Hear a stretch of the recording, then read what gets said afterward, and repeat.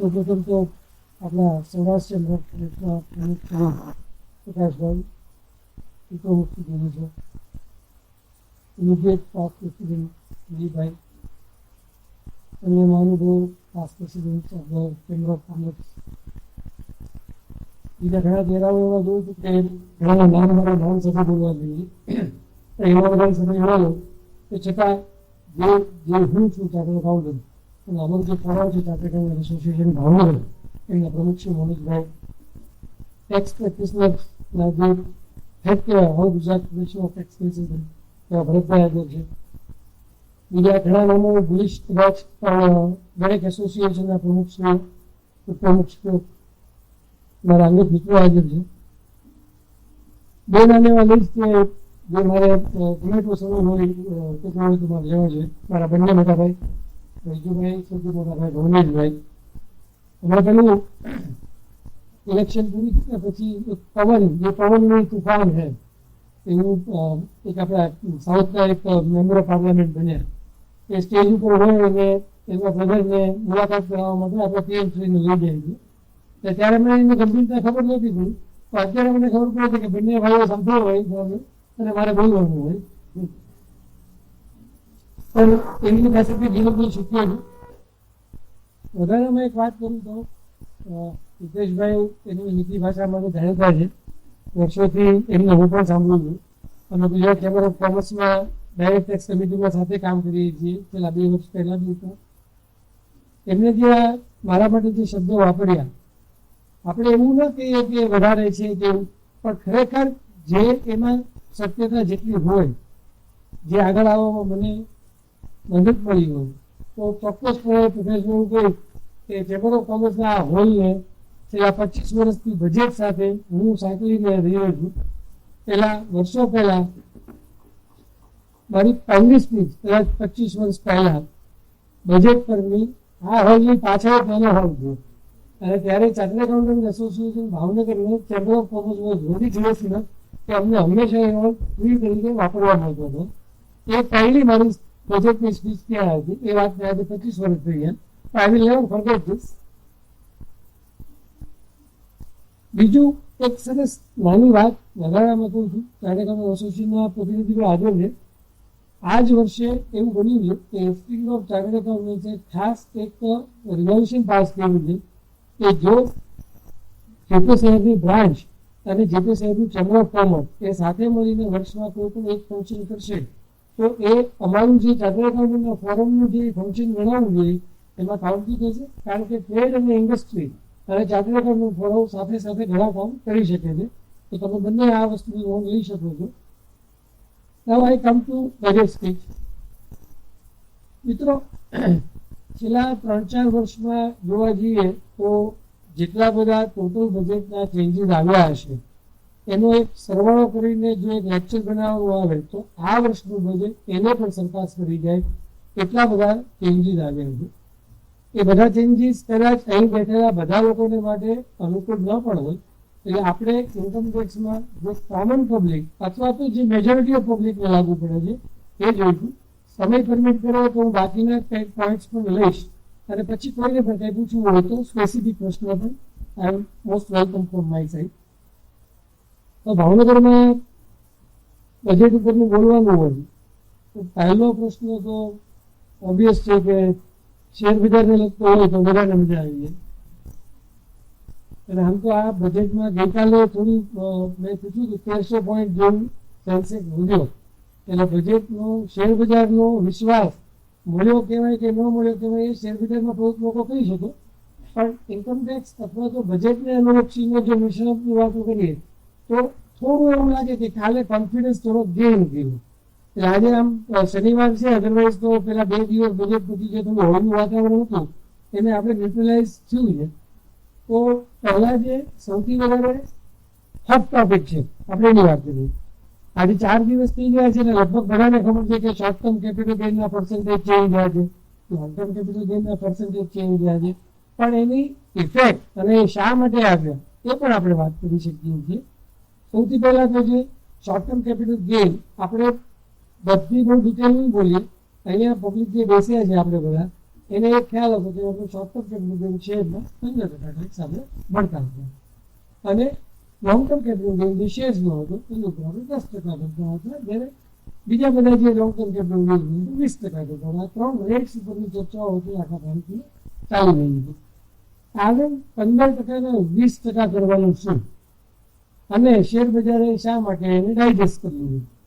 તો but natural છે કે જ્યારે આપણું એવરેજ ટેક્સેશન 10% પ્લસ પહોંચી ગયો હોય અને જે અત્યારે ઇન્કમ શોર્ટ ટર્મ કેપિટલ ગેઇનની બજારમાં લોકો જે મેળવી રહ્યા છે એને 20% કરવા પછી પબ્લિકને એવું થાય છે કે ઓકે અમારે જે એવરેજ ટેક્સેશનનો રેટ હતો 20% એ 20% છે. આ પૈસા ગવર્મેન્ટને તમારી પાસેથી લેવા હતા એટલે 20 કર્યો છે 15 માંથી, એવું નથી. પણ લોંગ ટર્મ અને શોર્ટ ટર્મ વચ્ચે એક ગેપ રાખવાનો હતો. તો એ ગેપને કેવી રીતે મિટિગેટ કરવો એની માટે છે લોંગ ટર્મ કેપિટલ ગેઇન 10% હતો, શોર્ટ ટર્મ કેપિટલ ગેઇન 15% હતો, વચ્ચેનો ડિફરન્સ હતો ફક્ત 5%. આપણે બધાએ માર્ચમાં જોયું હશે કે આખું વર્ષ ઘણા બધા લોકો શેર બજારમાં કમાયું અને આખો માર્ચ મહિનો બહુ જ ડાઉન ચાલ્યું. ઘણા લોકો એવું કરી નાખ્યું છે કે ભાઈ શેરનો લોસ છે આપણે બુક કરી લઈએ માર્ચ મહિનામાં. આના શેર આપણે પછી એપ્રિલમાં લઈ લઈશું. કેમ તો કે હું તો એપ્રિલથી ફેબ્રુઆરી સુધીમાં જે કમાવાનું એનો ટેક્સ તમારે ભરવાનું જ છે. આ માર્ચમાં જે ડીપ આવ્યું એ લોસ હું સસ્ટેન કર્યું. તો આ જે બધી વોલેટાલિટી શોર્ટ ટર્મ ટ્રાન્ઝેક્શન્સને કારણે આવે છે એ ટ્રાન્ઝેક્શન્સમાંથી લોકોને લોંગ ટર્મ તરફ થોડું પ્રેરાય એટલા માટે બે વચ્ચેનો ગેપ કરવાનો હતો. એમાં ગવર્મેન્ટને કોઈ પૈસા વધારે મેળવવા છે એવી કદી જ કોઈ એંગલ હતો નહીં. આ જ કારણથી તમે જુઓ તો 12.5 અને 20 તો 7.5% જો ટેક્સેશનનો ડિફરન્સ હોય અને કદાચ તમે 10મા 11મા મહિને 9મા મહિને કદાચ શેર બજારમાં વેચતા હશો તો તમે એક વખત વિચારશો કે ચલો 2 મહિના હું ક્રોસ કરી જાઉં તો મને લોંગ ટર્મ કેપિટલ ગેઇનમાં મને ટેક્સેશનના રેટ્સનો ફાયદો થયો છે. આ એંગલથી આપણે આ રેટ્સને ટેક્સેશનને જોડવું જોઈએ. પણ હવે એક વસ્તુ એવી થઈ છે, થોડી હળવી વાતો કરીએ કેમ કે શનિવારનો સમય છે અને એક નાની પ્રોસિડિંગ ચાલતી હતી એક્સિડન્ટની. એટલે જજે એવું કહ્યું કે કોઈ મહિલા હતી એમને રોડ પર એક્સિડન્ટ થયો, એને કોઈની કાર રેન્સ કરી દીધી. એટલે જજે પેલા જેને વાગ્યું હતું એને પેલા એક વખત જાણ્યું તમારે બી ધ્યાન રાખવું જોઈએ ને, એમ કે કોઈ કાર ચલાવતું હોય આવી રીતે આ મહિલા કાર ચલાવતા હતા તમારે બી ધ્યાન રાખવું જોઈએ. રોડ વચ્ચે ઉભા રહ્યો તો ભટકાઈ જવાય ને એમ. તો પેલા ભાઈ કે સાહેબ હું રોડ ઉપર નહોતો, ફૂટપાથ ઉપર નહોતો, હું તો બગીચામાં એમ તો ગાર્ડનમાં બેઠેલો હતો.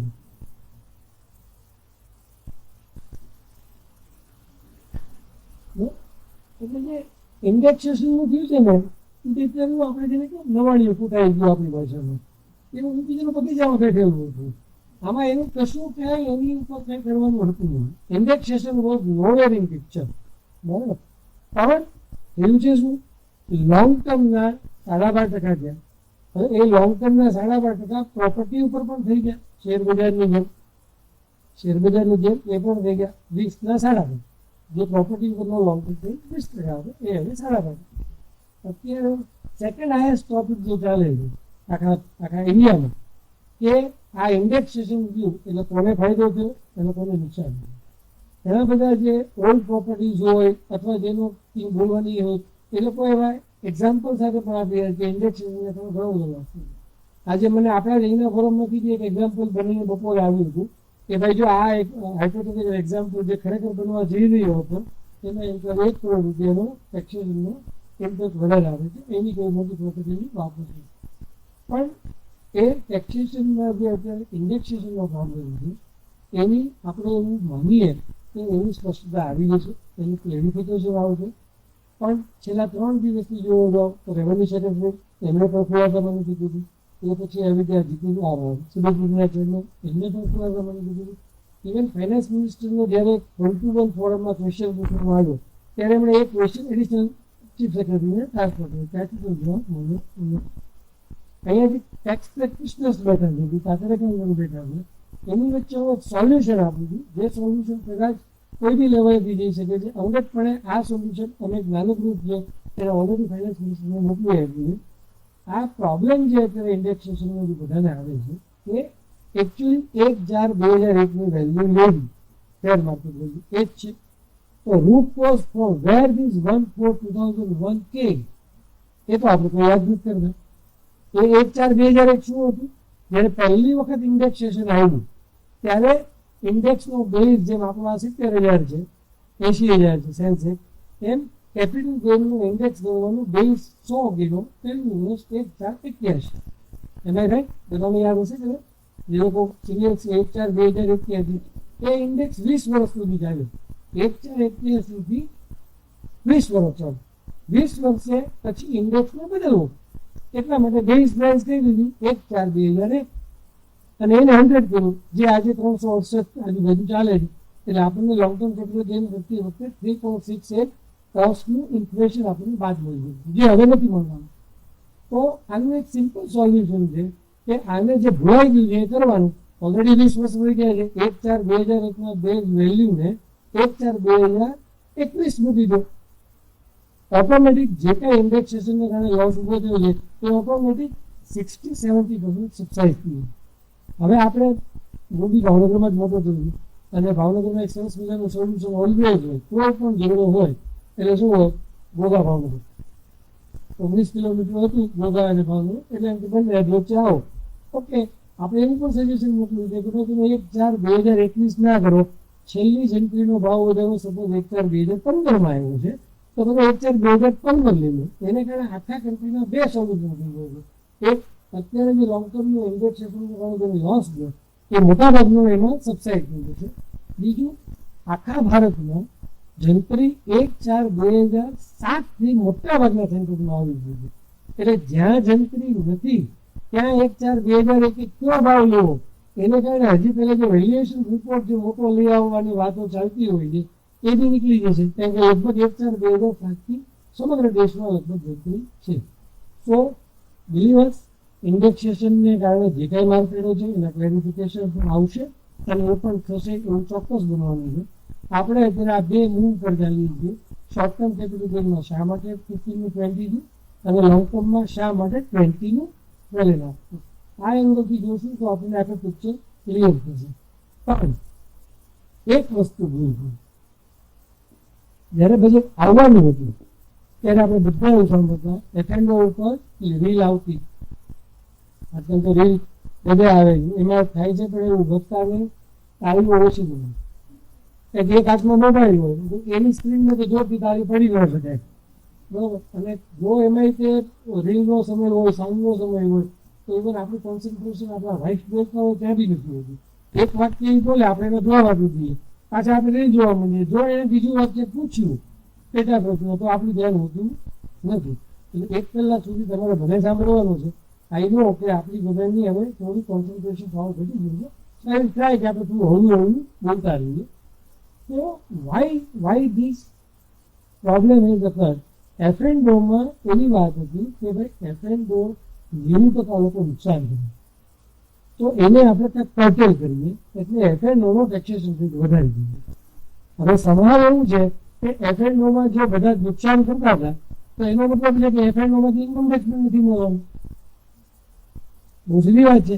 અને ઉલટાનું એફએનડોનો બિઝનેસ લોસ ગણાય છે, એટલે કે બીજી બિઝનેસ ઇન્કમ છે એની સામે સેટઅપ કરીને એ ઇન્કમનો ટેક્સ ગવર્મેન્ટ નથી. તો આઈડિયલી જો ખરેખર આપણે કોઈ શેર બજારની પ્રવૃત્તિને કંટ્રોલ કરવી હોય તો કરવાનું એવું હોય કે એફએનઓનો સ્પેશિયલ રેટ આપી દેવાનો હતો, જે મેક્સિમમ રેટ હોય એને બિઝનેસ ઇન્કમમાંથી ટ્રાન્સફર કરી દેવાનું હતું. Speculation or one time of that lottery kind of income એવું થઈ જાય અને એવું થયું હોત તો વેલ એન્ડ ગુડ હતું. But because these are good days for everybody, no share બજારમાં 2 વર્ષમાં ખૂબ કમાણા છે એટલે પંદરના રિસ્ક કોઈનું ઇસ્યુ નથી. અને જે એફએનઓમાં એસટીટીના જે પર્સન્ટેજ વધ્યા છે ફાઇન, જેની એડિશનલ ઇન્કમ એ કાંઈ એટલી બધી ચર્ચાનો વિષય નથી. તો નાઉ વોટ કમ્સ? Holding period.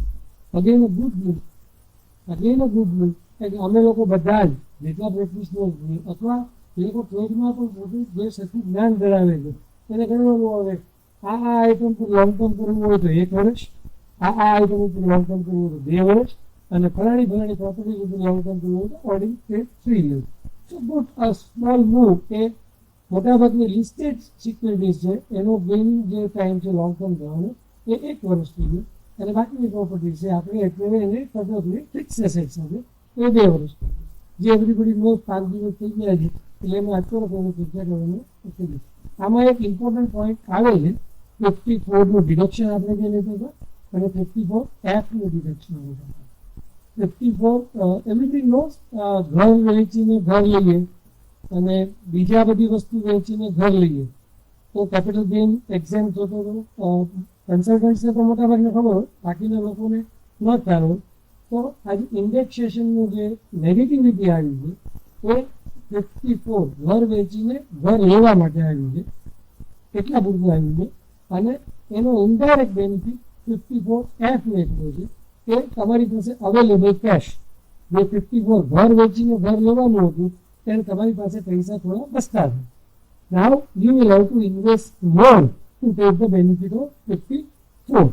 પણ કંઈક એક બનાવ બન્યો છે તો this is called after shocks કહીએ કે એની પછી બીજી કોન્સિક્વન્શિયલ ઇફેક્ટ ગણીએ 54 over 55 F માં એવું આવે છે. બીજો શોર્ટ ટર્મ કેપિટલ ગેઇન સિવાય ટેક્સેશનનો જે બેનિફિટ છે અથવા તો જે લોસ છે એની ચર્ચા કરતા અહીંયા જે બતાવવા માટે છે એને અફેક્ટ કરતી સૌથી મોટી વસ્તુ છે benefits given into new regime અને no benefit given into old regime. Old regime શું છે એ બધાને ખ્યાલ છે કે મેં છેલ્લા કીધું એક લાઈનમાં હતું કે વર્ષોથી આપણે જે LIC, PPF, ઇન્સ્યોરન્સ, મેડિક્લેમ એ બધા પૈસા આપણે ભરતા અને આપણી ઇન્કમમાંથી બાદ લીધા અને સાથે સાથે હાઉસિંગ લોનનું ઇન્ટરેસ્ટ અને હાઉસિંગ લોનના પ્રિન્સિપલ એ બધા ડિડક્શન બાદ લીધા હતા. એને ઓલ્ડ regime કહેવાય છે. અને ન્યૂ regime એવું છે કે જેમાં આ બધા ડિડક્શન તમારે ક્લેમ કરવાના નહીં અને તમારી ઇન્કમ ઉપર તમારે ટેક્સ ભરવાનો. બંનેમાં રેટ્સ અલગ અલગ છે. જેટલી બધી બેનિફિટ્સ આપ્યા છે એ બધા મોટા ભાગે ન્યૂ regime આપ્યા છે. અહીંયા આગળ મેસેજ જે સમજવાનો છે કે why benefits to new regime and why not to old regime, એનું ડિસ્કશન કરીએ અને જેથી તમને પણ ખબર પડે કે મારો નેક્સ્ટ મૂવ મારો ન્યૂ regime હશે કે શું હશે. ન્યૂ regime અપનાવવાનું વધારેમાં વધારે મેઇન કારણ government why incentivize to new regime એ પણ આપણા જ એટલે કે જે લોકો રિટર્ન ફાઇલ કરતા એમના કરેલું એક એવી એનાલિસિસ છેલ્લા કેટલા પણ વર્ષોથી જ્યારથી પેપરલેસ ઓનલાઈન રિટર્નો થઈ ગયા ત્યારથી દુઃખ આપણે ભાવનગર, હું એવું માનું છું ભાવનગર અને ઇવન આપણા surrounding regions we are very fair in આપણું quality of filing of income tax returns અને આપણા સ્ક્રુટિનીઝ આપણા વેપારીઓના આપણા પંચાયતને દે આર ગુડ. અધરવાઇઝ ઘણી જગ્યાએ એવું થાય છે કે LPC ના ક્લેમ કરવાના પેપર્સ, LPG ના ક્લેમ કરવાના પેપર્સ તો લોકો માગતા નથી. તો પછી તમે ઓકે 1.5 લાખ રૂપિયા મેં ઇન્સ્યોરન્સ ભરી દીધું એવા રીતે નો ભરો તો hundreds of deduction is being claimed, paper તો લોકોના છે નહીં, સ્ક્રુટિની આવવાની શક્યતા 3% છે. એટલે આખા દેશમાં આવા રોંગ ક્લેમ કેટલા બધા છે. સૌથી વધારે ભાવનગર એમાં અફેક્ટ ન કરતું હોય એવું એક સૌથી મોટું ડિડક્શન ડોનેશન હાઈ પેઇડ એમ્પ્લોઈઝના LPGના ડિડક્શન્સ ડોનેશનમાં તમે આખા દેશનો ટોટલ કરો તો is in thousand of crores. તો આ બધાને પરચેજ કરવા માટે આ બધું ડિડક્શન ન ક્લેમ કરો તો કોણ તો કે new regime. So that's why this new regime is being incentivized again and again. So time will come that તમે કોઈને નરિશમેન્ટ જ ન આપો, ઓલ્ડ regime કે તમે નરિશમેન્ટ આપો જ નહીં તો એનું નેચરલ ડેથ એના નેચરલ ડેથમાં થઈ જશે. તો નાવ everybody should try to concentrate કે ભાઈ મારે ન્યૂ regime કેટલો ટેક્સેશન આવે છે. હા, બીજી 2 વર્ષ તમે ઓલ્ડ regime સાથે કમ્પેરિઝન કરી શકો છો. હોમ લોન તો આઉટસ્ટેન્ડિંગ ઇન્ટરેસ્ટ હોય એને કદાચ હજી પણ બેનિફિટ ઓલ્ડ regime રહેશે. પણ 70-80% કેસીસમાં you will find that new regime is established as a beneficial. અત્યારે જે સ્ટાન્ડર્ડ ડિડક્શન જે અત્યારે હું આ પોઈન્ટમાં લેતો નથી એ બી બધા ન્યૂ regime નહીં આપ્યા. ખાલી એક મોટો પ્રશ્ન છે જે અગેન ભાવનગરનું વેપારી જનતાને સ્પષ્ટ કરતો છે કે વર્ષોથી આપણે હું બી અહીંયા જ મોટો થયેલું અને અમે પેલો ઘોઘા ગેટ મારા મિત્ર બેઠા છે સુખદભાઈ અમે પ્રોફેશનમાં એવી શરત મારતા હતા કે ઘોઘા ગેટની ડાબી બાજુ રૂપોથી ખારગેટ સુધીના નામ એને ભૂલી જવાનું અને ખારગેટથી રૂપોગેટની જમણી બાજુના નામ દુકાનના અમારે ભૂલી જવાનું અને ચેલેન્જિંગ અમે બંને હારતા નથી. તો એમાં મોટા ભાગના વર્ષોથી એન્ડ બ્રધર્સ એન્ડ કંપની આપણી ભાવનગરની પેઢીઓ હજી પણ ભાગીદારી પેઢીઓ તરીકે ચાલતી પેઢીઓ છે, વર્ષોથી છે. કેટલી પેઢીઓ તો તમે 50-50, 60-60 વર્ષથી પાર્ટનરશીપમાં બિઝનેસ કરતા, વિચ ધ ફેમિલી બિઝનેસ, એ આપણને જોવા મળતી હોય. તો વોટ ઇઝ હેપન? બધાનું ન્યૂ રિઝ્યુમ આવી ગયું ઉમેશભાઈ, બધાનું ન્યૂ રિઝ્યુમ આવી ગયું. ઇન્ડિવિજ્યુઅલ ન્યૂ રિઝ્યુમ આવી ગયું, કંપની ન્યૂ રિઝ્યુમ આવી ગયું, કોઓપરેટિવ સોસાયટી બધાનું ભાગીદારી પેઢીનું ન્યૂ રિઝ્યુમ નહીં આવે. શા માટે? એમાં 30% ટેક્સેશન. તો એ ન આવવાનું કોઈ કારણ નથી. આવશે, એ પણ આવશે, કદાચ આ વખતે રહી ગયું છે તો નેક્સ્ટ ટાઈમ આવશે. પણ વિચ ઇઝ કેટલું એક બાળક રહી ગયું એને ચોકલેટ પેટી ન મળી હોય એવું છે કે એને આજે કંપનીને પણ 25% થઈ ગયું છે. તો highest tax rates in entire this constitution variance, એમાં હવે એક આ પાર્ટનરશિપ હવે જાય જાય ઉપર ડાઉન. પાર્ટનરશિપનું પાર્ટનર્સને મળવામાં પ્રોત્સાહન અને આ 1992માં મારી ફર્સ્ટ બજેટ સ્પીચ હું સાંભળવા ગયો હતો વાનખેડે સ્ટેડિયમમાં, નાની પાલખાવાલાનું બજેટ સ્પીચ હું સાંભળવા ગયો હતો. એ બજેટ મનમોહન સિંહ સાહેબનું હતું. એ વખતે પાર્ટનરશિપનું 50B આવ્યું, પાર્ટનર્સ ઇન્ટરેસ્ટ અને પાર્ટનર્સ રેમ્યુનરેશન. એ આજ સુધી જે ચાલતું હતું એ જ રીતે ચાલુ છે. 40B limits most of them who are doing in partnership business એ લોકોને હવે યાદ બી રહી ગયું હશે કે મારે 12%થી વધારે વ્યાજ નથી આપવાનું અને પહેલા 60% મને 90% મને સેલરી બાદ મળે છે અપ ટુ 3 lakhs અને વગેરે વગેરે. Now what has happened out of the shock which has come is TDS. પાર્ટનર્સને આપવામાં આવતું વ્યાજ, પાર્ટનર્સને આપવામાં આવતી સેલરી, એ બંને ઉપર TDS અને that to 10%. આપણે અહીંયા એના મેગ્નિટ્યુડની વાત નહીં કરતા, બરાબર? તો એ 10 કેમ 5 કેમ નહીં, પણ એનાથી એક જે ટર્મોઇલ આવશે. હવે આ બધું જે પાર્ટનર્સની જે સેલરી આપવાની જે લિમિટ છે એ ડિસાઇડ શેના ઉપર થઈ છે?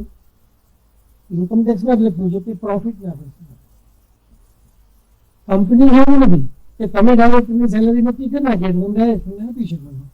અહીંયા તો એવું છે પાર્ટનરશિપ 40Bમાં વ્યાજ ચલો 12% છે, પણ salary remuneration is based on your total profit.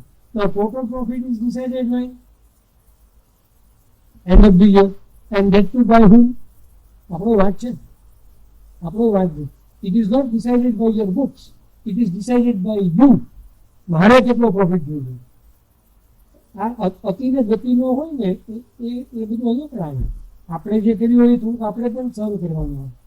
તો આવનારા દિવસો એવા છે કે one can not live without the જેને આપણે કલર ઓફ મની કહીએ છીએ.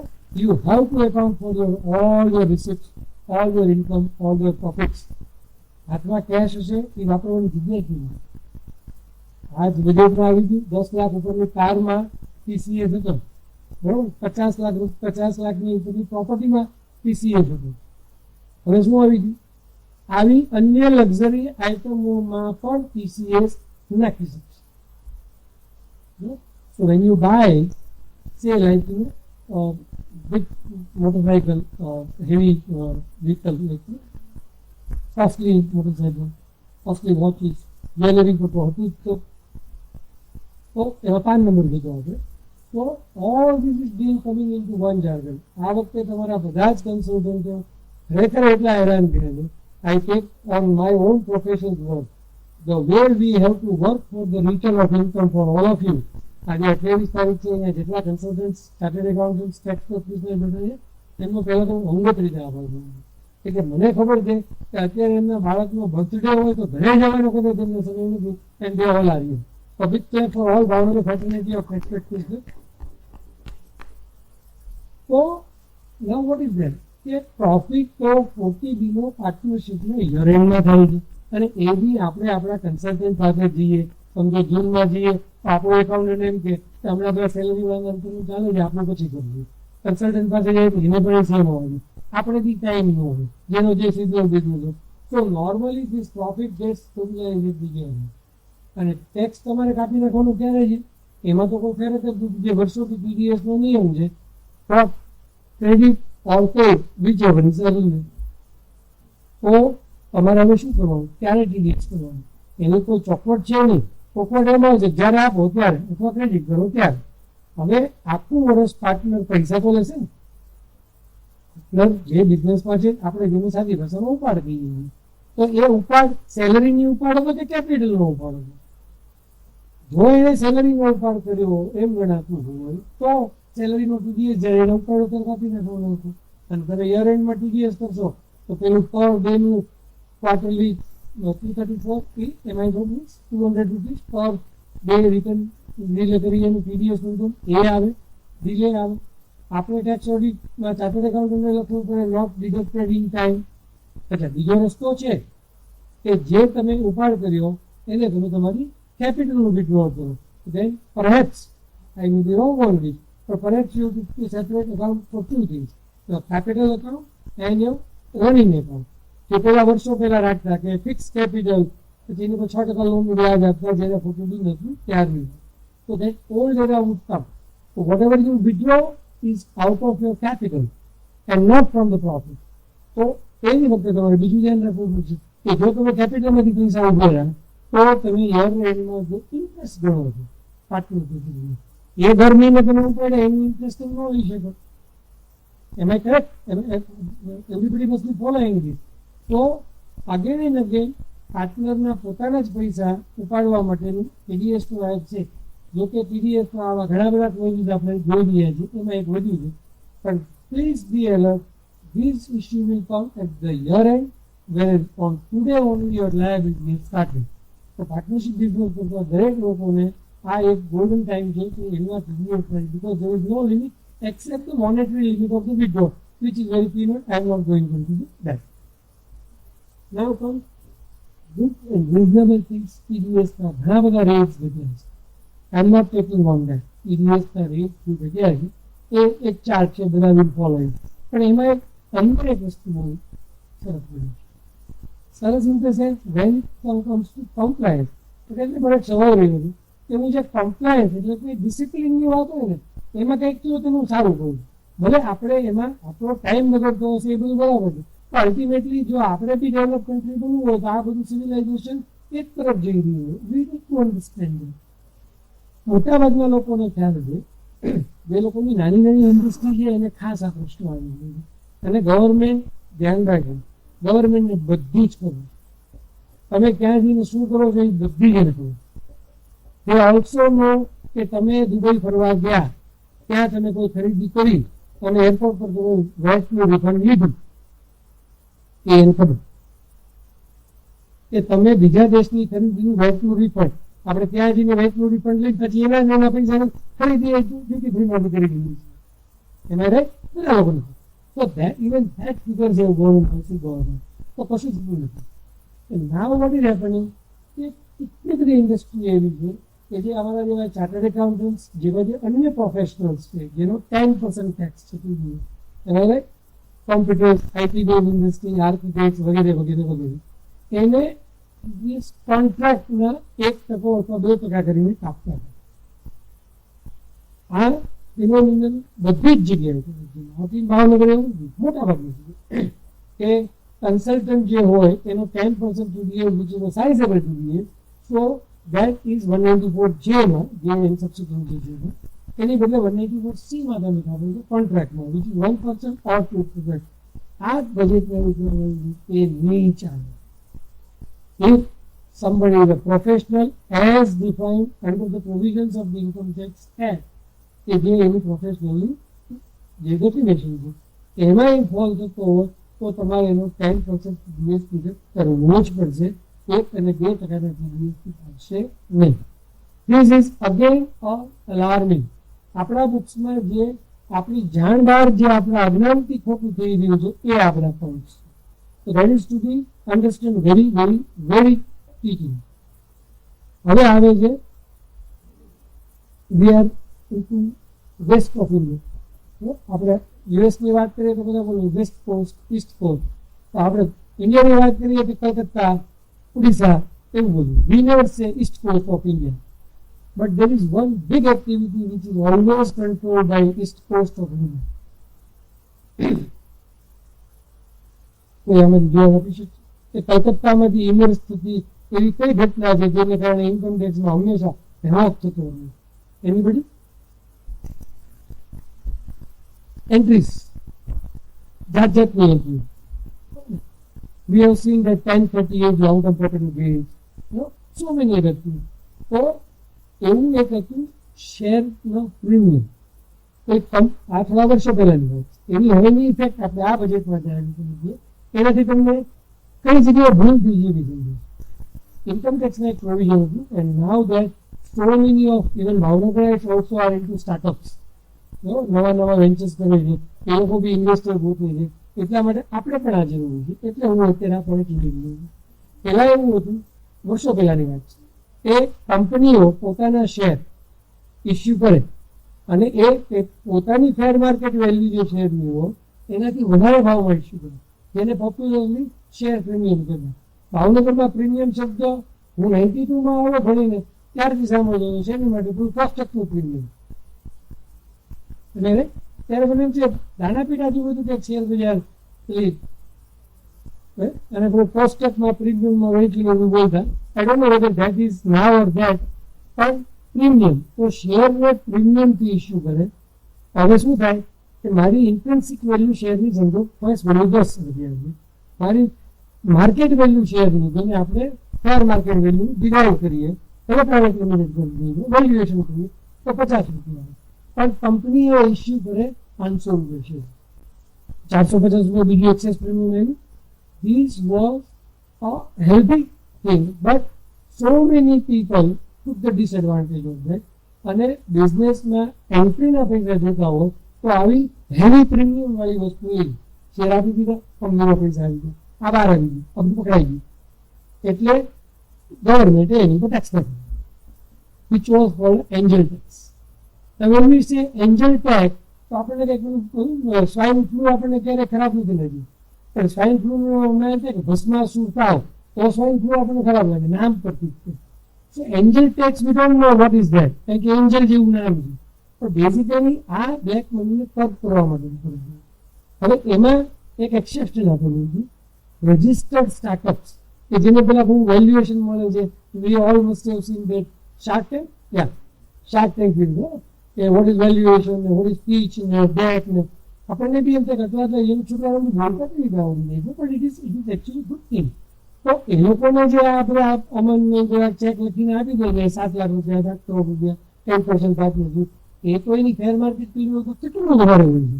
એટલે એન્ટિસિપેટેડ પ્રોફિટ ઉપર આપે ને કે મને 50x જોઈએ છે, 10x જોઈએ છે. તો એ લોકોની રજૂઆતને કારણે રજિસ્ટર્ડ સ્ટાર્ટઅપને આ એન્જલ ટેક્સમાંથી મુક્તિ હતી. તો તમે તમારો શેર વધારે પ્રીમિયમથી આપો, કંપનીને કોઈ ટેક્સ ન આપશે. હવે સ્ટાર્ટઅપ રજિસ્ટ્રેશનની પ્રોસેસ થોડીક ઘણી હતી, જ્યારે ખરેખર જેને એકચ્યુઅલ સ્ટાર્ટઅપ કહેવાય, જે બિઝનેસ શરૂ થાય છે એની મર્યાદા ખૂબ થતી ગઈ. એટલે એ ઇન્ડસ્ટ્રીએ રજૂઆત કરી કે ભાઈ અમને પણ અમે રજિસ્ટર્ડ સ્ટાર્ટઅપ નથી, પણ અમને વેલ્યુએશન મળે છે, પણ અમે એટલે નથી લઈ શકતા કે અમારી કંપની એની ટેક્સ ભરવો જોઈએ. તો એ પ્રોવિઝન હવે નીકળ્યું કે જો તમે પૈસા શેર પ્રીમિયમ વધારે લઈને આપશો ફેર માર્કેટ વેલ્યુ કરતા, તો કંપનીએ હવે ટેક્સ ભરવો પડશે નહીં.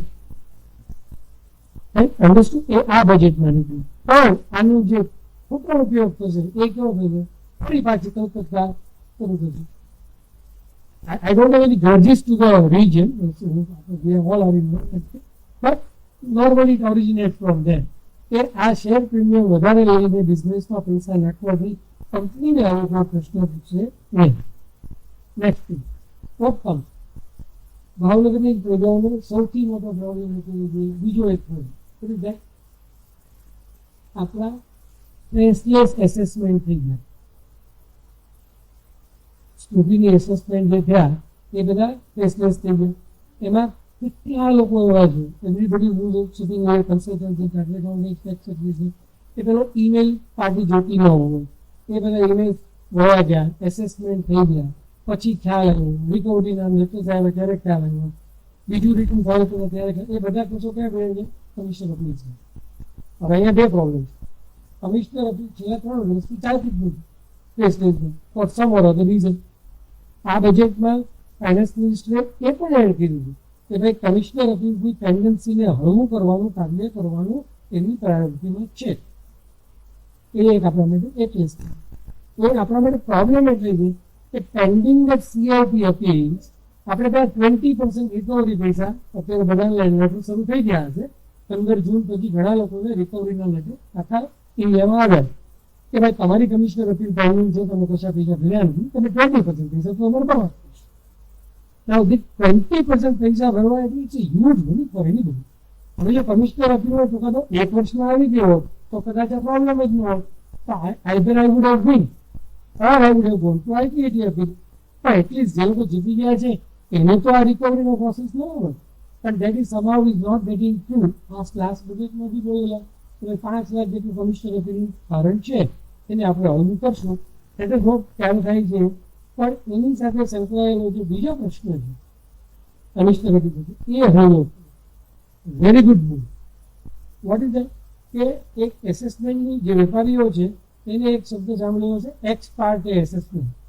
એક વર્ષોથી સેલ્સ ટેક્સમાં બી બોલાતો અને ઇન્કમ ટેક્સમાં તો છે કે તમે હાજર રહ્યા, તમે કંઈ આપવાની તક મળ્યા વગર જ્યારે તમે કશું આપતા નથી ત્યારે એસેસિંગ ઓફિસરે જે આકારણી કરવી પડે, જે એસેસમેન્ટ કરવા પડે તમારી વગર, તમારી માહિતી મળ્યા વગર, એને બેસ્ટ જજમેન્ટ એસેસમેન્ટ છે. પોતાની પાસે જે અવેલેબલ છે એમાંથી એને ઓર્ડર કર્યા. which is in our language, in the language of the tax practitioner, chartered accountant, we call it the order issued under section 144. No, 144. 144 એટલે 4 જણા ભેગા થાય એમાં કઈ કલમ છે? એ જ ને, એટલે 144 જાણી લાગે છે. પણ 144 છે તમારી વગર, તમારી જાણ બહાર અથવા તમે ન આપેલા સહકારને કારણે થયેલો ઓર્ડર.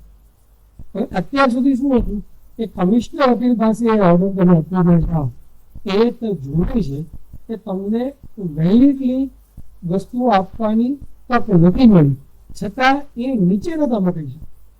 એ આઈધર પોતે ઓર્ડર કરે અથવા તો નીચે રિમાન્ડ રિપોર્ટ મંગાવે, પણ આખો ઓર્ડર નીચે નતા મોકલી.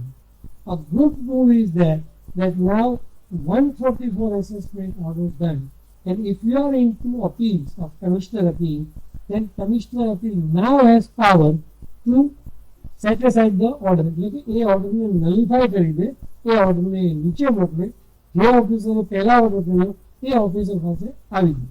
આપણી ગુજરાતી ભાષામાં શું કહેવાય નવા કે નહીં, કારણ કે એનાથી બે મોટા ફાયદા થયા. તમારી ઉભેલી ડિમાન્ડની ઝીરો થઈ ગઈ, એ ઓર્ડર જ કેન્સલ થયું. અને જેન્યુઅન કેસમાં કેસલેસ થવા પછી જે ઈમેલ્સના પ્રોબ્લેમ હતા એ બધા પ્રોબ્લેમ આવવાથી સોલ્વ થઈ શકશે. એટલે ઘણી વખત તમે અત્યારે જે આ 5 લાખ અપીલો કમિશનર અપીલમાં પેન્ડિંગ હોય એમાંથી નહીં તો છે ને 20% છે એ અપીલો આવી હશે. જે એનાથી બે ફાયદા હતો. એ 20%માં કમિશનરે હવે કશું કરવાનું નહોતું. કમિશનર અપીલ જોશે અને જો એમ લાગે કે હા બરોબર આમ તો નીચે મોકલી દઉં છું, if the reasons are proper, પછી એને નોટિસો મોકલી હોય, તમે જવાબ ન આપ્યા હો, અમારો વાંક હોય, એ આખી વસ્તુ but then it can remind set aside કરી. તો કમિશનર અપીલનું ભાડું ઘટશે, જેટલી અપીલો નીચે પાછી આવશે એ બધાની ડિમાન્ડ ઝીરો થઈ જશે, which is a very good move to my mind. Now comes to search and season.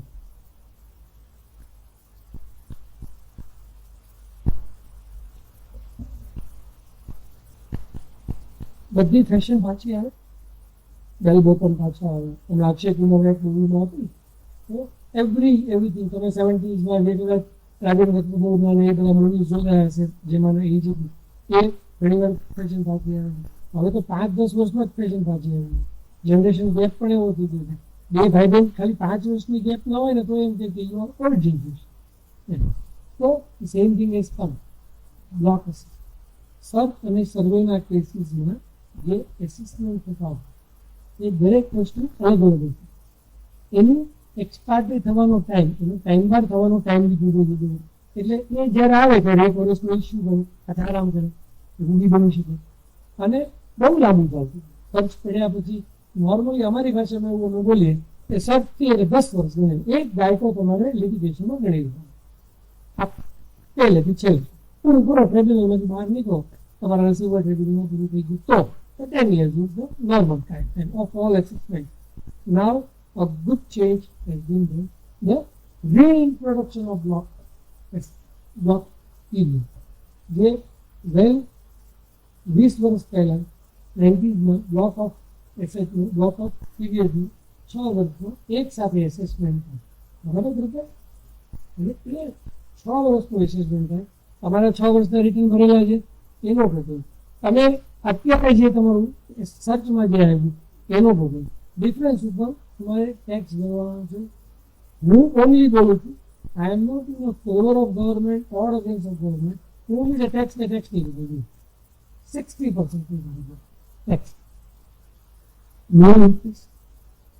અને જો તમે ડિસ્ક્લોઝ બી કરી દીધી હોય સર્ચના સમય તો પેનલ્ટી, કારણ કે અત્યાર સુધી જો તમે ડિક્લેર કરો છો સર્ચમાં, જ્યારે સર્ચ થાય ત્યારે, તો you were paying for 100 rupees of undisclosed income found, you were paying 108 rupees. અને જો તમે ડિક્લેર ન કરી દો સર્ચના સમય, then you were ending up with paying 138 rupees. 100 રૂપિયાનું 2 નંબરનું પૈસા પકડાને તો 138 રૂપિયા. So a good move. Again, સમય બી ઓછો રહેશે. અને બીજો સૌથી મોટો કે જે છેલ્લું વોરંટ ઇસ્યુ થયું જ્યારે તમારી સર્ચ પૂરી થઈ એનાથી 1 વર્ષમાં એસેસમેન્ટ પૂરી કરી દેવાનું. Which to my mind even looks difficult for even the execution side of તો મને એમ લાગે છે કે એમાં કદાચ અથવા તો પછી એવું કરવું પડશે કે રસ્તા કાઢવા પડશે, સર્ચ પૂરી જ ન કરું.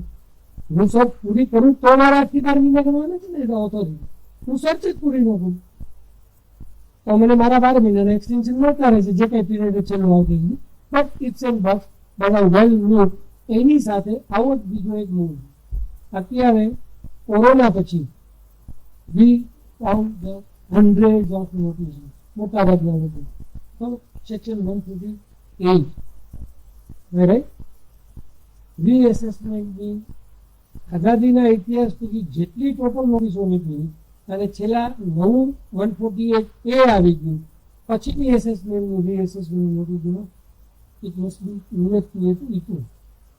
એટલી બધી 148 નોટિસ નીકળી જેની આખી એક લાંબી પ્રોસેસ એને હું રિપીટ નહીં કરું. 148A, 148, all of 148, 10, 141, and then what was it? Now we just come with 3 વર્ષ હતા 50 લાખ રૂપિયાની ઇન્ફોર્મેશન. જો તમારી પાસે જે રિકમેન્ડેશન ગવર્મેન્ટ પાસે છે તમારા બુક્સને તમારા રિટર્નને રીઓપન કરવાનું, એ પહેલાં 50 લાખથી વધારે હોય તો તમે 3 વર્ષ કરતાં પણ વધારે આગળ નોટિસ મોકલી શકતા હતા. એ જે પીરિયડ હતો એને ટોટલ 5 વર્ષ. So now you face the reassessment notice tension for 5 years. Normal 3 years and 50 lakh rupees next year.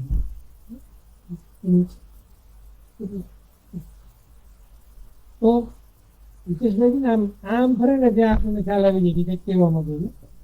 I must say Hiteshbhai એક સરસ કામ કર્યું છે ચેમ્બર દ્વારા. હિતેશભાઈ તમારા બી એની માટે ખાસ જોવું પડે, because you people were not into this jargon. દેશના ઘણા લોકોએ આ કર્યું છે. જે 2 મોટા પ્રશ્નો છે અત્યારે રિટર્ન ફાઇલ કરતી જે આઈ વુડ સે ઓડિયન્સ નથી કે you should also flat to your office bearers. Why? કારણ કે દેશમાં ચેમ્બર વતી ડેટ એક્સટેન્ડ કરવી રિટર્ન ફાઇલિંગની કે અમે કન્સલ્ટન્ટોને તો ખબર છે કેટલી તકલીફ પડે છે, પણ ચેમ્બરને પણ આ ફીલ કર્યું છે કે આ વખતે રિટર્ન ફાઇલ કરવામાં ઘણો બધો સમય જઈ રહ્યો છે. તો આપણા સૌરાષ્ટ્ર ચેમ્બર ઓફ કોમર્સ છે, જ્યારે સૌરાષ્ટ્ર ચેમ્બર ઓફ કોમર્સ છે ત્યારે મારાથી હજી આપણા બોલાઈ ગઈ કે ક્યારથી આ ભાવનગર, તો એમને રિટર્ન ફાઇલની ડેટ એક્સટેન્ડ કરવાનું પણ પ્રેઝન્ટેશન આપ્યું છે. I have read that, it's very beautifully drafted and I must congratulate to the entire team for that. અને બીજો એક પ્રશ્ન છે રિબેટનો, short term category, long term category, special રેટ્સમાં જે રિબેટ 87 એનો પણ ભાવનગરથી સૌરાષ્ટ્ર ચેમ્બર ઓફ કોમર્સે રિપ્રેઝન્ટેશન ફાઇનાન્સ મિનિસ્ટરને મોકલ્યું. એ બહુ સરસ છે and I must appreciate and I also request all of you to clap for them for the office bench. બીજું એક સારી વસ્તુ આવી ગઈ, સારી વસ્તુ નથી આવી. સારી વસ્તુ શું આવી ગઈ કે જે લોકો આપણે કહીએ કે ભાઈ અમૃત પાન કરવાનું રહી ગયું, પંગત આપણે બેસતા લાડુ વાળો આવે સાબુદાના જોતનો આપણી થાળી ભૂલી ગઈ, બરાબર, હવે પાછો ક્યારે આવે એવું બધું થતું. એવું વિવાદ છે વિશ્વાસ સ્કીમ આવી 3 આવી જયારે વિવાદ છે વિશ્વાસ સ્કીમ આવી ત્યારે વિવાદ છે વિશ્વાસ સૌરાષ્ટ્ર કોમર્સમાં સમજાવવા લેવો હતું, અને આજે પાછી વિવાદ છે વિશ્વાસ સ્કીમ આવી. તો વિવાદ છે વિશ્વાસ સ્કીમમાં ઘણા લોકો રહી ગયા. અમુક કે ભાઈ ચલો હવે આનું લિટિગેશન તો આપણી ફેવરમાં જ આવશે કે whatever. Government has realise the need from their side also, because they also want to reduce the litigation. કે હજી તો જીએસટી નું જે પ્રિયમભાઈ સાહેબ લેવાના છે, પ્રિયમભાઈ સાહેબનો અમસ્તો પરિચય આપી દો, એમને પરિચયની જરૂર નથી, પણ હું અમદાવાદમાં ભાવનગરથી ગયો હોઉં અને એટલો બધો આગળ આવ્યો, એમાં ઘણા બધા મિત્રોનો સાથ હોય. તો પ્રેમભાઈ is that good a friend to me also. તો પ્રેમભાઈ તમને સમજાવશે કે જીએસટી ટ્રિબ્યુનલ હજી તો શરૂ નથી થયું. એ શરૂ થશે પછી મને તો એવું લાગે પ્રેમભાઈ 10 વર્ષનું તો ઓલરેડી બુકિંગ થઈ ગયું જોજો માટે કામ કરવાનું. તો આટલા 10 વર્ષ તો નવી અપીલ આવે તો અત્યારે પેન્ડિંગ છે એ બધી અપીલમાં 10 વર્ષ નીકળી જવાનું. તો ઇન્કમ ટેક્સનું ભારણ તો ઓછું કરીએ. સો વિવાદ છે Vishwas scheme is come. It is exactly what baby was earlier. બરાબર, કે home alone baby movie second movie આવ્યું હતું એવું છે. થોડી બેબી મોટી થઈ છે, હોમ એલોનમાં થોડી બેબી મોટી થઈ ગઈ, વર્ષો મૂવી આવ્યું હતું. થોડું ટેક્સનું બર્ડન તમારી તો વધારે છે.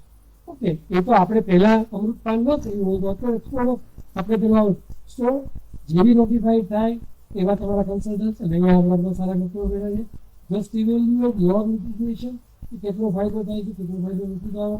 ગવર્મેન્ટે અમુક ટાઈપના કેસીસમાં તો પોતાનું સ્ટેન્ડ ક્લિયર જ કરી દીધું. Say for example I would not name, પણ અમારી ફેટર્નિટીને ખ્યાલ છે આવા કેસીસ છે એમાં તો ઇફેક્ટ થઈ ગયું. સો એવા બધા કેસમાં વિવાદ છે વિશ્વાસનો જવાબ લઈ લેવો હોય તો લઈ લેવાનો. એ આવી ગઈ અને ન આવી, which is a very big issue for all the trade and commerce association. એટલા માટે એ કહીને હું લીધું એ છે 43BH. હજી એના પડઘાઓ ચાલુ જ છે, વર્ષ પૂરું થઈ ગયું પછી તો હવે તમે ઓડિટમાં બુક્સ કહી દીધું એટલે હવે ઓડિટનું પૂછે છે that 45 ડેઝમાં એમએસએમઈને પે કરી દેવું. 31 માર્ચના આઉટસ્ટેન્ડિંગ ન હોય તો 43B સ્મોલ એચમાં ડિઝેલાવ થાય. એ ડિઝેલાવ થાય પછી જે વર્ષે પે કરો એ વર્ષે બાદ મળવાનું હતું, પણ આજે તો ડિઝેલાવ થયું છે. એ એક પૂરું એશ્યોરન્સ મળ્યું હતું. એવું ચાર્ટર્ડ એકાઉન્ટન્ટ ફેટર્નિટીના અમારે મોટા સેમિનારમાં પણ એ એશ્યોરન્સ ડાયરેક્ટલી મિનિસ્ટ્રી મળેલું. પણ ઠીક છે, એ હવે અત્યારે ભૂલી જાય, પણ એ આવ્યું નથી. જેની કાગની કોણે રાહ જોતા હોય એને 50-3 દિવસથી ભાવનગરમાં ન આવ્યો એ ન આવ્યું. હવે જ્યારે આવે ત્યારે તો you should remember that 43BH exemption જો કે રાહત મળવાનું હતું, 1 વર્ષ મોડું જવાનું હતું, એ થયું નથી. Once again I am very thankful કે આ જ જગ્યાએથી હું જે કંઈ અત્યારે છું એ ખરેખર તો આ હોલ, આ ભાવનગર અને આ ભૂમિને કારણે છું. અહીંયા શીખતું હું. Thank you all. મારા ઘણા બધા સિનિયર ટેક્સ પ્રેક્ટિશનર અહીંયા બેઠા છે જેની પાસેથી પણ હું બહુ બધું શીખ્યો. તો thank you all. Thank you Prakashbhai, તમે મને બોલાવ્યા.